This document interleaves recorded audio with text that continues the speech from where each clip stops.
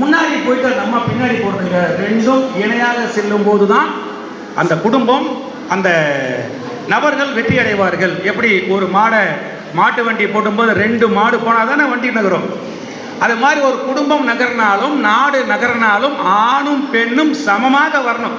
அது வரலன்றதுனால தான் 1900 அமெரிக்காவில் இப்போ பேசுனாங்க நல்லா அழகா இந்த நிகழ்வினுடைய, அதாவது பெண்கள் முதுகெலும்புன்னு சொன்னாங்க. அது உண்மையாக கூட இருக்கலாம்.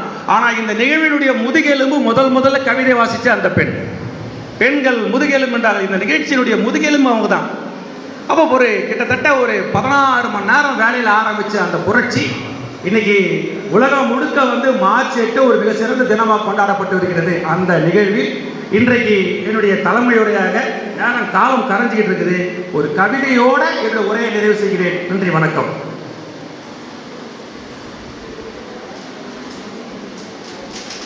ஆணுக்கு நிகராக தன் கவியால் அனைவரையும் வென்ற அவ்வை பாட்டி உலவிய திராவிட மண்ணில், ஆணுக்கு பெண் நிகர், ஆணுக்கு இணையாக தன் கவிதையால் அனைவரையும் வென்ற அவ்வை பாட்டி உலவிய இத்திராவிட மண்ணில் வாய் வீச்சில் மட்டுமல்ல